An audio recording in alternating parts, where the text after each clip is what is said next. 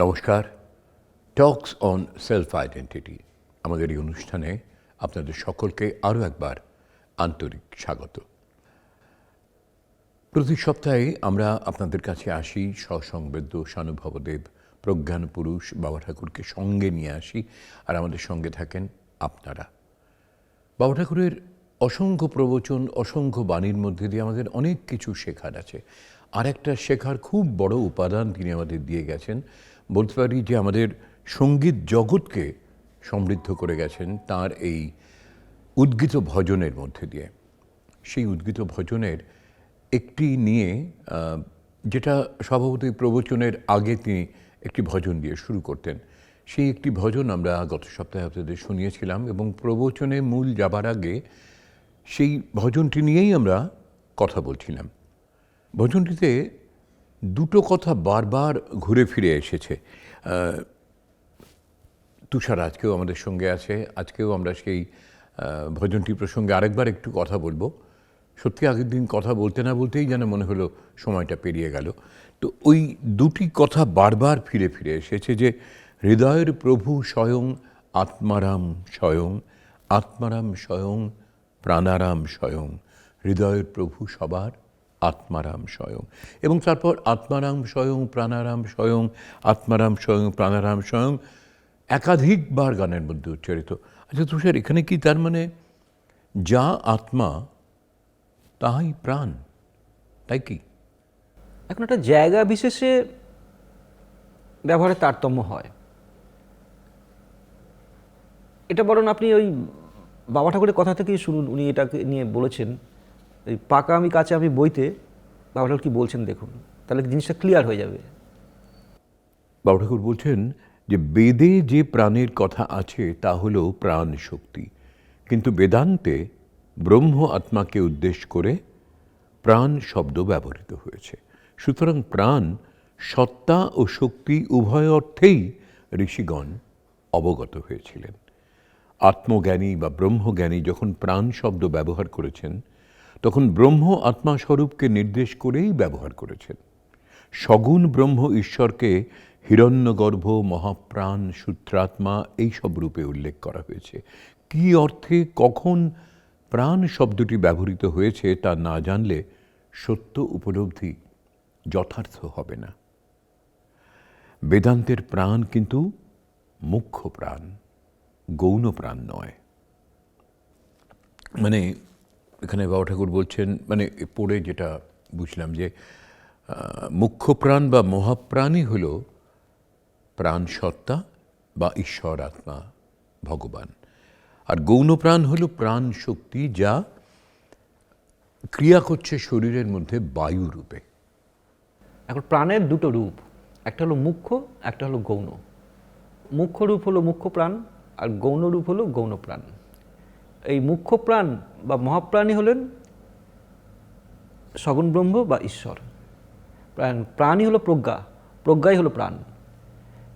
এই মহাপ্রাণ অনন্ত অসীম, এই মহাপ্রাণের কৃপা পেলে জীব উদ্ধার হয়ে যায়। এই সম্বন্ধে একটা গান আছে বাবা ঠাকুরের, একটুখানি পড়ে শোনাবেন? এই প্রাণারাম আত্মারাম এই বিষয় নিয়ে, মানে ভজনামিত বইতেই আছে। আচ্ছা, আত্মা প্রসঙ্গেই।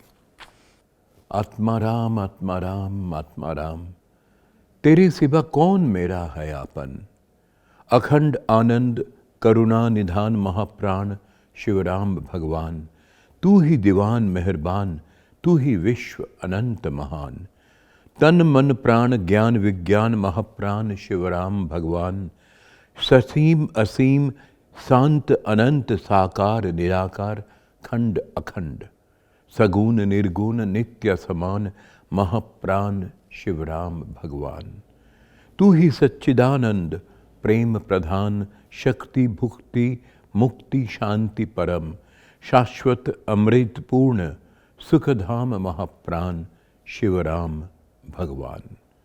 आत्माराम आत्माराम आत्माराम, तेरे सिवा कौन मेरा है आपन। খুব সুন্দর কথা। আমরা এই গানটা একটু শুনতে পারি না? হ্যাঁ, এই গানটা গাওয়া আছে। পুরোটা না হোক, আমরা এই গানের অংশ বিশেষ আসুন একটু শুনে নিই, তারপর আমরা বাবা ঠাকুরের সেই মূল প্রবচনটিতে প্রবেশ করব।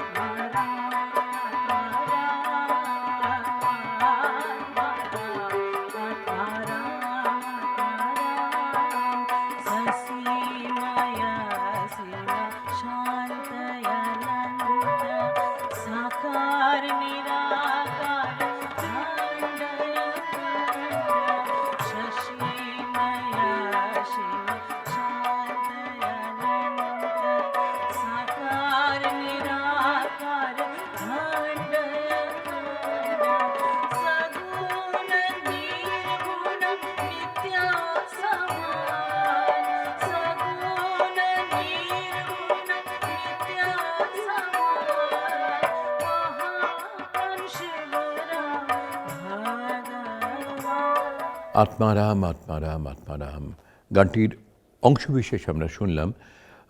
সত্যি মানে তিনি যে সব অখণ্ড আনন্দ করুণা নিধান মহাপ্রাণ শিবরাম ভগবান, এটাও বলছেন।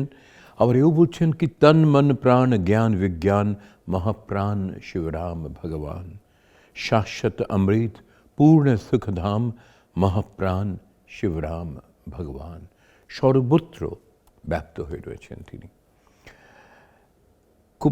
খুবই সুন্দর লাগলো এবং গানটার মধ্যে একটা অদ্ভুত ইমোশনাল ইনভলভমেন্ট আছে।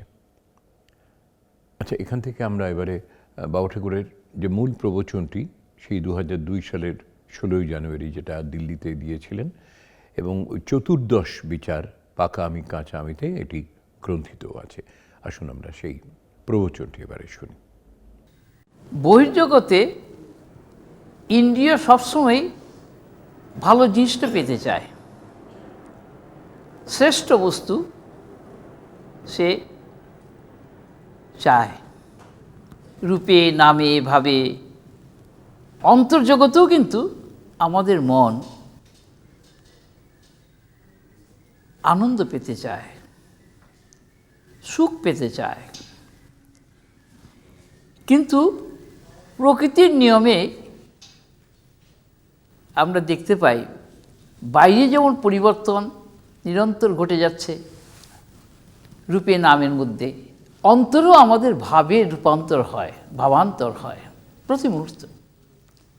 কাজেই আমাদের মধ্যে যে মনের চিন্তা, কল্পনা, ভাবনা, ধারণা, এইগুলোর মধ্যেও ভাবের পরিবর্তন ঘটে, যার জন্য দেখা যায় একই ব্যক্তি হাসি খুশি আছে, সঙ্গে সঙ্গে তার মেজাজ খারাপ হয়ে যায়, বা সে অভিমানগ্রস্ত হয়ে আছে, বিশেষ 2-4টা কথাই হোক বা ব্যবহারই হোক, সঙ্গে সঙ্গে তার হাসি খুশি হয়ে গেল অন্তরের ভাব। ভাষণের একেবারে শুরুতেই বাবা ঠাকুর বললেন যে বহির্জগতে ইন্দ্রিয় সব সময়ই ভালো জিনিসটা পেতে চায়, শ্রেষ্ঠ বস্তু সে চায়, রূপে নামে ভাবে।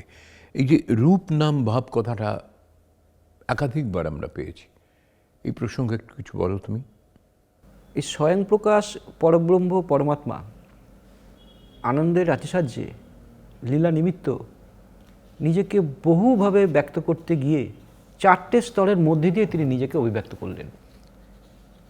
এই 4টে স্তর হলো, বহু নামে তিনি 4টে স্তরকে তিনি ব্যক্ত করেছেন, যেরকম অজ্ঞান, জ্ঞান, বিজ্ঞান, প্রজ্ঞান, বাহির, অন্তর, কেন্দ্র, তুরীয়, স্থূল, সূক্ষ্ম, সূক্ষ্মতর, সূক্ষ্মতম, রূপ, নাম, ভাব, বোধ, নানান রকম নামে তিনি এই 4টে স্তরকে তিনি ব্যক্ত করেছেন।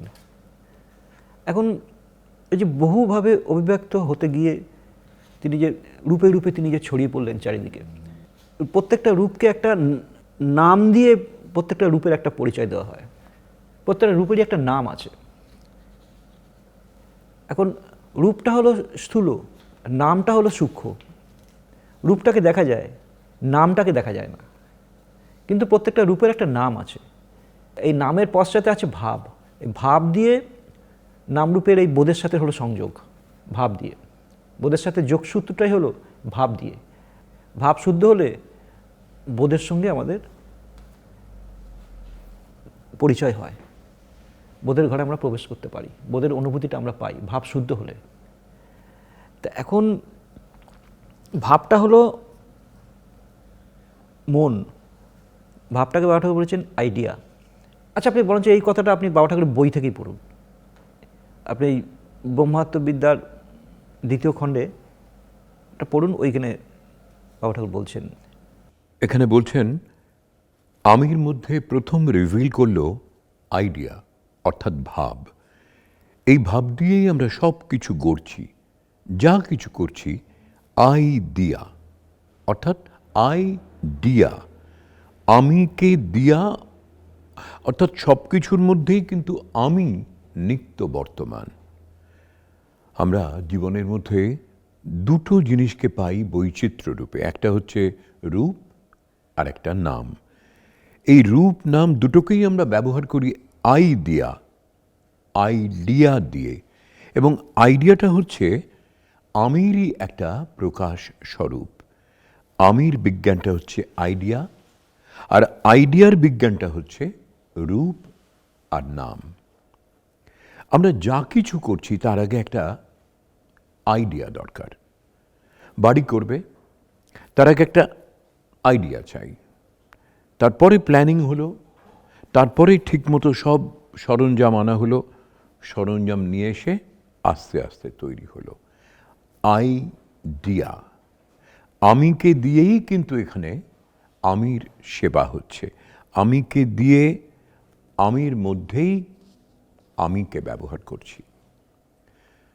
আমরা যা দেখছি নিজেকেই দেখছি, বোধ দিয়ে বোধকেই দেখছি in a form, in the form of form, in the form of sound, in the nature of idea, and in the nature of consciousness. বোধের অনন্ত বিকাশ। কোনো একটা জিনিস বোধ শূন্য হতে পারে না। You cannot take anything other than your own being. আকাশের বাইরে আকাশ নেই, সুতরাং আমির বাইরেও কোনো আমি নেই, আমির মধ্যেই সব আমি। আমি সাগরে কত আমি ওঠে, ভাসে, ডোবে, খেলা করে। টুকটাক ফুকফাক করে তোমার কিচ্ছু হবে না। তুমি যতই শব্দ উচ্চারণ করো, নিজেকে বাদ দিয়ে তো সম্ভব নয়, আর নিজেকে অতিক্রম করাও সেই শব্দ দিয়ে সম্ভব নয়। তুমি দেহকে ব্যবহার করছো নিজ বোধ দিয়ে, ইন্দ্রিয় প্রাণকেও নিজ বোধ দিয়েই ব্যবহার করছো, বাড়ি ঘর সব কিছু ব্যবহার করছো, প্রিয়জনদের সঙ্গে ব্যবহার করছো নিজ বোধ দিয়ে। তোমার নিজেকে বাদ দিয়ে তুমি কারোর সঙ্গে কোনো দিন কোনো সম্পর্ক পাতাতে পারবে না, নেগেটিভও না পজিটিভও না। কি অদ্ভুত এই বিজ্ঞান যা তোমাদের সামনে রাখা রয়েছে, সত্যিই অদ্ভুত বিজ্ঞান। মানে পড়তে পড়তে একটা কীরকম সে ঘোর লেগে যাওয়ার মতন। আমিময় পৃথিবী, আমিময় জীবন। কিন্তু এই কথাটা তুষার একটু বলে, এই যে বলছেন যে তোমার নিজেকে বাদ দিয়ে তুমি কারোর সঙ্গে কোনো সম্পর্কও পাতাতে পারবে না। আমি নেই, আচ্ছা আমার স্ত্রী আছে, আমার পুত্র আছে, আমার কন্যা আছে, আমার বন্ধু বান্ধব আছে, এটা কি সম্ভব? তো আমি যার সঙ্গে যে রিলেশনই স্থাপন করি না কেন, আমাকে তাকে থাকতে হবে। হ্যাঁ, আমি তো রিলেশনটা স্থাপন করবো, আমি নেই কী করে রিলেশন হবে? সুতরাং আমিকে মাস্ট, সব কটা রিলেশনের মধ্যে আমি থাকতেই হবে। এই লাইনটা মারাত্মক। You can't take anything other than your own being. আগে আমি, আগে আমিরই প্রকাশ সব, এই যে এতক্ষণ পড়লেন আমিরই প্রকাশ সব, এই যে রূপ নাম ভাব, এগুলো সব আমিরই তো প্রকাশ। আমি রূপে রূপে নামে নামে ভাবে ভাবে, আমিই তো, আর তো দ্বিতীয় কেউ তো প্রকাশিত নয়। বিধৃত। হ্যাঁ, সাগরের যত ঢেউ তরঙ্গ লহরী বুদবুদ, সব তো সে জলই তো নানানভাবে নিজেকে প্রকাশ করেছে। সোনার দোকানের যত ডিজাইন প্যাটার্নের গয়না, সব সোনাই তো, আসলটা তো শোনাই। সোনাই তো। তো সুতরাং আমি অতিরিক্ত, অর্থাৎ আমি মানে বোধ মানেই আমি অতিরিক্ত বোধ হয় না, বোধ শূন্য আমি হয় না, আমি শূন্য বোধ হয় না, আমিময় বোধ, বোধময় আমি। হ্যাঁ, মানে এই যে আমি আছি, এটা তো একটা জড়, আমি তো কোনো জড়বস্তু নয়। আমি আছি, এটা আমি বোধ করছি, তো আমার বোধ আছে তাই তো আমি বোধ করছি যে আমি আছি, জড়বস্তু তো নয়। তাহলে বোধ আর আমি অভিন্ন হচ্ছে, বোধ মানেই চৈতন্য। তাহলে আমার চৈতন্য আছে, আমি অচৈতন্য জড় নয়, তাই না? সেটা আমার চৈতন্য, তাই তো আমি আছি এটা উপলব্ধি করতে পারছি। তাহলে উপলব্ধি যে করছি এটা চৈতন্য দিয়ে, চৈতন্য বোধ আমি, এগুলো সব সমার্থবোধক শব্দ। তো এখন এই বোধই নিজেকে বহুভাবে প্রসারিত করেছেন, রূপে রূপে নামে নামে ভাবে ভাবে। তিনি বোধ সবই, সেই জন্য বাবা ঠাকুর বলছেন সবই আমিময়, সবই বোধময়, বোধ শূন্য কোথাও কিছু নেই। এবং যেখানে যার সাথে আমি যা রিলেশন করছি না কেন, আমরা ভেদবোধে করছি ঠিকই, সেটা আমাদের অজ্ঞতা, কিন্তু তার মধ্যে সে আমি আছি। আমি আমার সাথেই ঝগড়া করছি, আমি আমার সাথেই সখ্যতা করছি, কখনো আমি আমাকেই বঞ্চনা করছি, কখনো আমি আবার আমাকেই আমি ভালোবাসছি। সবটা কিন্তু আমিকে দিয়েই, আমিকে নিয়েই, আমি অতিরিক্ত কিছুই নয়। সবটাই তার নিজের সাথে নিজের খেলা, হ্যাঁ, ড্রামাটিক গেম তার, এটা নিজের সাথে নিজের। এক অদ্ভুত বিজ্ঞান বাবা ঠাকুর দিয়েছেন, মানে এই বিজ্ঞানের তুলনা হয় না। সেই জন্য বাবা ঠাকুর আমি দিয়ে সব কিছুকে রাঙিয়ে নিতে বলেছেন, অর্থাৎ নিজ বোধ দিয়ে সব কিছুকে রাঙিয়ে নিতে বলেছেন। তাহলে এই অনুভূতিটা আমাদের মধ্যে প্রকাশ পাবে। আমরা নিজ বোধের অখণ্ড যে নিজ বোধ, সেই নিজ বোধে আমরা প্রতিষ্ঠিত হব। এখন তো আমাদের আমিটা লিমিট হয়ে গেছে, দেহের মধ্যে আবদ্ধ হয়ে গেছে। আমি বলতে আমরা ওইটুকুই বুঝি, কিন্তু এই আমার পরিচয় যে অনন্ত অসীম, আমি অতিরিক্ত যে দ্বিতীয় কিছু নেই, অনন্ত অসীমই আমার পরিচয়। এইটাকে পাওয়ার জন্যেই, এই পরিচয়টাকে ফিরে পাওয়ার জন্যেই বাবা ঠাকুরের এই এত কথা। মানে এইগুলো বাবা ঠাকুরের কথাগুলো যদি আমরা একটু মেনে চলি, একটু তার কথাগুলো মানে মেনে চলা মানে শুধু মুখে বলা নয় যে হ্যাঁ আমি তার কথাগুলো মানি, তিনি তো সত্যি বলছেন, তার কথাগুলো মানি। বেশিরভাগ লোক সেরকমই করে, হ্যাঁ মানি, তিনি সত্যি বলছেন, তার কথা মানি। ওই মানা নয়, ওইভাবে নিজেকে ভাবিত করা। এইটা করলে কিন্তু আমরা খুব সহজেই আবারও সে মানে হৃদয়ে গ্রহণ করা, সেটা হৃদয় গ্রহণ করা। এই যে গানটা হলো, হৃদয়ের কথা যে বলা হলো, বাবা ঠাকুর যেদিন যে প্রসঙ্গটা যার মধ্যে দিয়ে বেরোবে, সেদিন তার আগে তার মধ্যে গানের মধ্যে দিয়ে সেই প্রসঙ্গটার সারমর্মটা তার গানের মধ্যে থাকে, তারপরে সেটা এলাবোরেট নানা ধরনভাবে এলাবোরেট করে। হ্যাঁ, আচ্ছা, এর মধ্যে আরেকটা কথা বললেন যে এই যে গাঢ় নিদ্রা বা মূর্ছা বা মৃত, এই তিনটে অবস্থার মধ্যে সংসারের কোনো বৃত্তি খেলে না। আরেকটা অবস্থা হলো সমাধি, এটা তার আচ্ছা, এই যে গাঢ় নিদ্রা, মূর্ছা, মৃত্যু, সমাধি, এই অবস্থার মধ্যে কি কোনো পার্থক্য আছে? হ্যাঁ, পার্থক্য তো আছেই। দেখুন, মূর্ছা, নিদ্রা, সমাধি, মানে এক এক করে বলছি। মূর্ছার মধ্যে কি হচ্ছে, মনটা নিষ্ক্রিয় আছে, প্রাণটা সক্রিয় আছে, কিন্তু প্রাণশূন্য নয়, কিন্তু প্রাণ সেখানে সক্রিয় আছে। গাঢ় নিদ্রা যদি বলেন, সুষুপ্তির মধ্যেও কিন্তু মনটা নিষ্ক্রিয়, প্রাণটা সক্রিয় আছে, প্রাণশূন্য সেখানে নয়। আবার সমাধির মধ্যেও কিন্তু প্রাণটা ক্ষীণ ধারায় প্রভাবিত হচ্ছে, মন সেখানে পুরো লয় হয়ে আছে, বোধময় সত্তার সাথে, আত্মচৈতন্যের সাথে মনটা কিন্তু একীভূত হয়ে গেছে, কিন্তু প্রাণটা ক্ষীণ ধারায় প্রভাবিত হচ্ছে সেখানে। মৃত্যুতে প্রাণ মন উভয় নিষ্ক্রিয়, মৃত্যুতে। সেই জন্য মৃত্যুর পরে আর বুত্থান হয় না, সেখানে প্রাণ মন উভয় সেখানে নিষ্ক্রিয় হয়ে গেছে। আর এই মূর্ছাটা হলো, বাবা ঠাকুর বলছেন যে মূর্ছাটা হলো বিকার ও ব্যাধিবশত অন্তর ইন্দ্রিয়ের অভিভূত ও স্তব্ধ অবস্থা, মূর্ছাটা। সুতরাং প্রত্যেকটা অবস্থার মধ্যে সূক্ষ্ম সূক্ষ্ম সূক্ষ্ম সূক্ষ্ম ফারাক রয়েছে। আর when it comes to মৃত্যু, তখন তো সমস্ত ক্রিয়া বন্ধ হয়ে গেছে, স্তব্ধ হয়ে গেছে, সেই জন্য আর বুত্থান হচ্ছে না মৃত্যুর পরে। তো এই হলো, তো প্রত্যেকটা অবস্থা প্রাণ মনের যে অবস্থান, প্রত্যেকটা অবস্থার মধ্যে প্রাণ মনের অবস্থানটা মানে কিছু সূক্ষ্ম সূক্ষ্ম কিছু ফারাক আছে। যেটা বললাম সমাধি অবস্থার মধ্যে যেন প্রাণটা খুব ক্ষীণ ধারায় বইছে, অনেক সময় নাকের সামনে হাত নিয়ে গেলেও বোঝা যায় না যে প্রাণটা কিন্তু চলছে, প্রাণ শূন্য তো নয়, তাহলে তো মৃত নয় তো সমাধি অবস্থা, খুব আস্তে চলছে সেখানে। একদিক থেকে দেখতে গেলে প্রত্যেকটি স্তর, প্রত্যেকটি আলোচনার প্রতিটি মুহূর্তের মধ্যে অসম্ভব সূক্ষ্মতা, কোনো সন্দেহ নেই। এবং সেটা অনেকটাই আমরা যখন তুষার বিশ্লেষণ করে বলে তখন আমরা কিছুটা অনুভব করতে পারি। এবং বলা বাহুল্য এই নিয়ে আরও অনেক জানার আছে, বোঝার আছে, তার জন্যে চর্চা করারও সম্যক প্রয়োজন আছে, পড়ার, শোনার, সব মিলিয়েই। আজকে সময়ের কারণে আমরা এখানেই আমাদের এই পর্বটি শেষ করছি। আবারও আসছি সামনের সপ্তাহে আপনাদের সকলকে নিয়ে। তুষার, আমরা দুজনেই আসবো এবং আমরা জানি গোটা অনুষ্ঠান জুড়ে আমাদের সঙ্গে আছে প্রজ্ঞানপুরুষ শ্রী শ্রী বাবা ঠাকুরের আশীর্বাদ। ভালো থাকবেন সবাই। নমস্কার।